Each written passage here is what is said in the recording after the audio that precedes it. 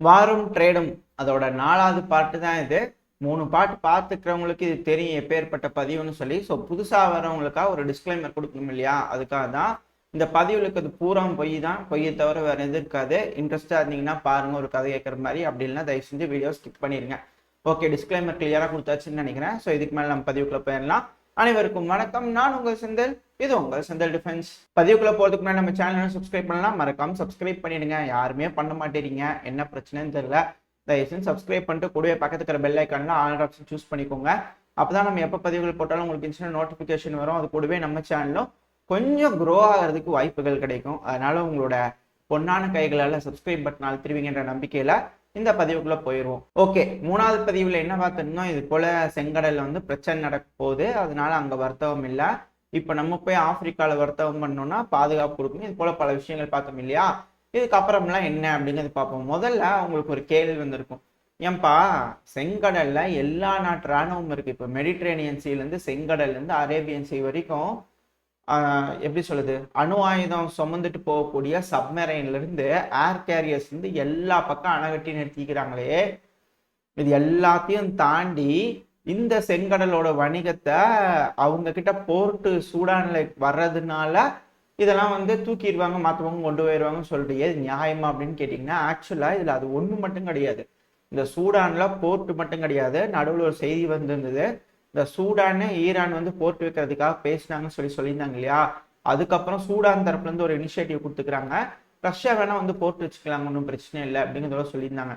இது ஒரு செய்தி நம்ம தெரிஞ்சுக்க வேண்டியது. ஸோ சூடான்ல என்னமோ நடக்குது அப்படிங்கிறத புரிஞ்சுக்கலாம். இப்போ இருக்கக்கூடிய அந்த அண்ணன் தம்பி பிரச்சனையில என்னமோ நடக்கு அப்படிங்கிறது புரிஞ்சுக்கலாம். 2வது சீஸ்ஃபயர் நோக்கிலாம் போயிட்டு இருக்காங்க அப்படிங்கிற பேச்சுவார்த்தையில அடிபட்டு இருக்கு அப்படிங்கிறது போல சொல்லப்பட்டுவது. சரி, ஓகே, இது அப்படியே நிப்பாத்திக்குவோம் செய்திகளை. இந்த மெயினான விஷயம் என்னன்னா, இந்த செங்கடல்ல எல்லா நாட்டு ராணுவமும் இருக்கு. அவங்களோட போர்க்கப்பல்களை பயன்படுத்தி பத்திரமா வணிகத்தை செய்ய வச்சுக்கலாம். ஆனா இவங்க செய்யறது போலவே மற்றவங்களும் செய்வாங்க. கரெக்டா? இங்க இருக்கிற வணிக கப்பல்களை மேற்குலக நாடுகள் தடுத்து நிறுத்த முடியாது.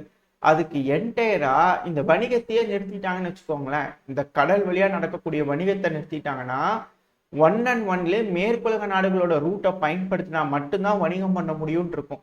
அதுதான் இந்த லேண்ட் ரூட், இந்த மிடில் ஈஸ்ட் காரிடோர். அந்த காரிடோர் முழுக்க முழுக்க இந்த மேற்குலக நாடுகளோட கைக்குள்ள இருக்கணும். அப்ப மட்டும்தான் ஏதோ ஒரு போர் வருது, ஏதோ ஒரு சூழல் வருதுன்னா அவங்களோட வணிகம் பாதிப்படையாது. ஆனா சீனாவோட வணிகத்தை பாதிப்படைய வைக்க முடியும். இப்ப பாகிஸ்தான்ல பிரைம் மினிஸ்டர் வந்து பதவி ஏற்றாச்சு ஷேபாஸ் ஷெரீப் அவர்கள். இப்போ சீனாக்கு மிகப்பெரிய செக்கு, 2 செக் இருக்கு.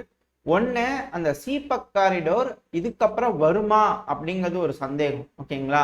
2வது, இந்தியாவை சீனாக்கு எதிராக திருப்பி விடணும் அப்படிங்கிறதுல இந்த பாகிஸ்தான் வச்சு செய்ய முடியும். இது ஒரு பாயிண்ட் இருக்கு. ஸோ பாகிஸ்தானால இந்தியா சீனா பிரச்சனை வரக்கு வாய்ப்பு இருக்கு. பாகிஸ்தானை பயன்படுத்தி சீனானால இந்த அரேபியன் சீக்கு வர முடியாம போயிடும். ஸோ இந்த சிக்கல் வந்து சீனாக்கு இருக்கு. அதை எப்படி அவங்க ஹேண்டில் பண்ண போறாங்க அப்படிங்கிறது இதுக்கு மேல அவங்க முடிவெடுக்கிறத வச்சுதான் இருக்கும். இப்போ சீனா வந்து எப்படி வந்துட்டு இருக்காங்க, இந்த மலாக்கா ஸ்ட்ரைட்ல பூந்து வந்துட்டு இருக்காங்க. அதுல ஏகப்பட்ட பிரச்சனைகள் இருக்கு. அதை தாண்டி சீனானால வணிகம் பண்ணவே முடியாது. மலாக்கா ஸ்ட்ரைட்ல நிப்பாட்டிடுவாங்க. இதை ஓவர் கம் பண்ணுன்றதுக்காக தான், இதையோ மலர வைக்கிறதுக்காக ஜின்பிங் அவர்கள் வியட்நாம் போனாரு. அதுக்கப்புறம் பக்கத்துல கம்போடியால பேஸ் ஓபன் பண்ணியாச்சு. தாய்லாந்து ரொம்ப க்ளோஸான நாடு சீனாக்கு. அந்த இடத்துல ஒரு லேண்ட் காரிடார் அமைச்சு அங்க கொண்டு வந்து எல்லாத்தையும் டாக் பண்ணி எல்லாத்தையும் அன்பேக் பண்ணி திருப்பியும் கொஞ்சம் தூரம் டிராவல் பண்ணாங்கன்னா, அன்டாக் பண்ணாங்கன்னா எல்லாத்தையும் வந்து வண்டியில திருப்பி ஷிப்ல ஏற்றி ஆப்பிரிக்கா கொண்டு வந்துடலாம். பல நாடுகளுக்கு அங்கிருந்து போயிடலாம் இந்த இந்தியன் ஓஷன்ல. அதனாலதான் இந்தியன் ஓஷன்ல கீழே இருக்கக்கூடிய அந்த மால்தீவ்ஸ் மேல சீனா ஒரே கண்ணா இருந்தது. அப்படி இல்லைன்னா மயன்மார்ல போர் நடந்துட்டு இருக்கு. இதெல்லாம் நம்ம பார்த்தாச்சு, 3 பார்ட்ல நம்ம தெளிவா பார்த்துருக்கோம். ஸோ இதுதான் வந்து சீனாக்கு இருக்கக்கூடிய பிரச்சனை. மேல ரஷ்யா வண்டை கொடுத்தாச்சு, அது ஆல்ரெடி பிரச்சனையில இருக்குது. இப்போதைக்கு அது சீஸ்ஃபயர் வராது, அதுக்கு காரணம் இருக்கு. லைனா நம்ம போக போக புரியும். இப்போ இந்த இடத்துல வந்து சீனா எப்படி எதிர்கொள்வாங்க, இப்போ இந்தியா சீனா ரஷ்யா இவங்க 3 பேருமே ஒரு அலைன்ஸ்ல இருக்காங்க. இவங்க 3 பேருமே 3 பேத்துக்கு எதிராக திரும்பிக்க மாட்டாங்க. இப்போ சீனாக்கு எதிராக ஒரு உக்ரைன் வேணும். ஓகேங்களா? எப்படி ரஷ்யாக்கு எகெயின்ஸ்டா ஒரு உக்ரைன் இருக்கோ, அதே போல சீனாக்கு எகெயின்ஸ்டா ஒரு நாடு தேவை. இப்போ அது வந்து மிஸ்ஸிங். அப்போ சீனா கிட்ட வந்து பாத்தீங்கன்னா ப்ராக்சியா யார் இருக்கா? இப்போ சீனா டேரக்டா போருக்கு போகணும்னு வச்சுக்கோங்களேன், மேற்குலக நாடுகள் கிட்ட அவங்களே போய் இனிஷியேட் பண்ணணும்னு நீட் இல்லை. நார்த் கொரியா வச்சு இனிஷியேட் பண்ண முடியும். அதை வந்து ஹைபிரிட் போரா பயன்படுத்தி அந்த இடத்துல மேற்குலக நாடுகளையும் கொண்டு வர வச்சு இது போல அங்க செஞ்சுக்க முடியும். ஸோ இது போல விஷயங்கள்லாம் அங்கே நடக்கும். ஸோ சீனா கிட்ட ஆப்ஷன்ஸ் இருக்கு. அதே போல இப்போ இந்தியா கிட்ட ஏதாவது பிரச்சனையை கொண்டு வரணும்னா பாகிஸ்தான் இருக்கிறாங்க, அதை வச்சு பண்ணுவாங்க. ஆனால் இப்போதைக்கு யாரோட பவர்ல இருக்கிறாங்க? பாகிஸ்தான் மேற்குலக நாடுகளோட பவர்ல இருக்காங்க. இது எல்லாமே போலியான ஒரு செய்திகள் தான். உண்மை அப்படின்னு எக்காரணத்தை கொண்டு நம்பிடக்கூடாது. திரும்ப திரும்ப நான் டிஸ்க்ளைமர் திரும்ப திரும்ப கொடுத்துட்டு இருக்க முடியாது. ஓகேங்களா? ஓகே, இப்போ அமெரிக்கால இந்த காலிஸ்தான் ஒரு அமைப்பு இருக்கு, சரிங்களா?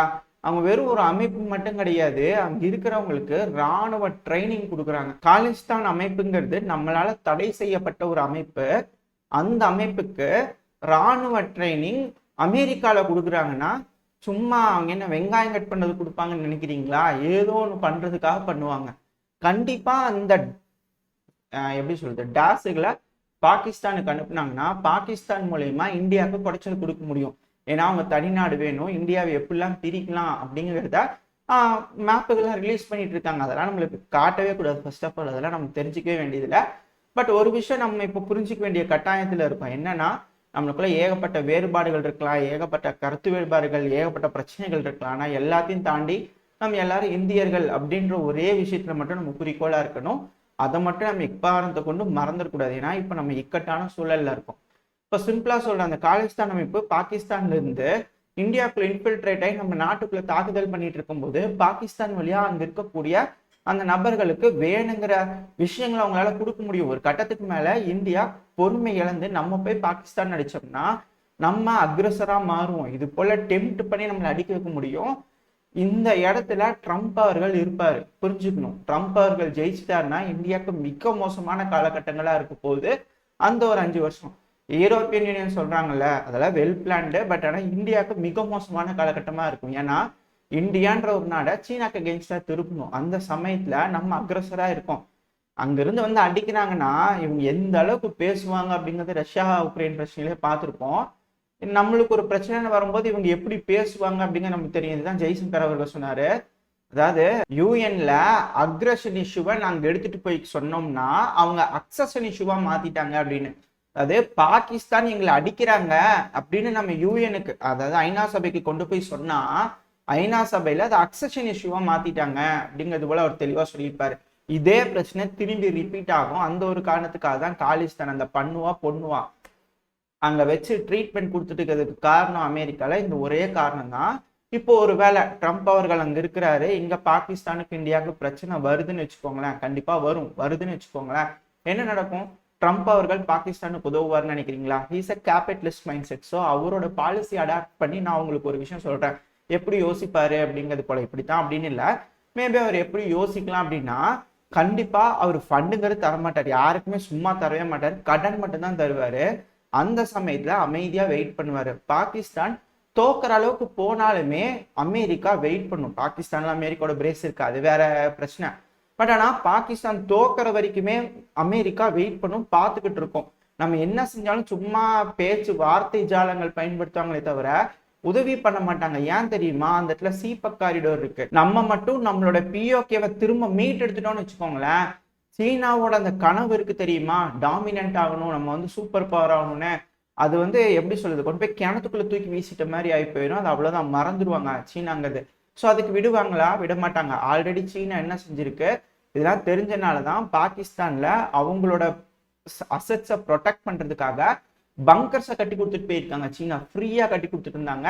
அது மட்டும் இல்லாமல் ஏகப்பட்ட ட்ரில்கள், அவங்களோட ஆயுதங்கள் எல்லாம் பாகிஸ்தானுக்கு கொடுத்துருக்காங்க. ஸோ சீனா என்ன பண்ணுவாங்க, பாகிஸ்தானுக்கு உதவ ஆரம்பிப்பாங்க. அந்த சமயத்துல ட்ரம்ப் அவர்கள் இந்தியாவுக்கு உங்களுக்கு வேணுங்கிற ஆயுதம் தரோம், ஆனா கடன்ல தரோம் அப்படிம்பாங்க.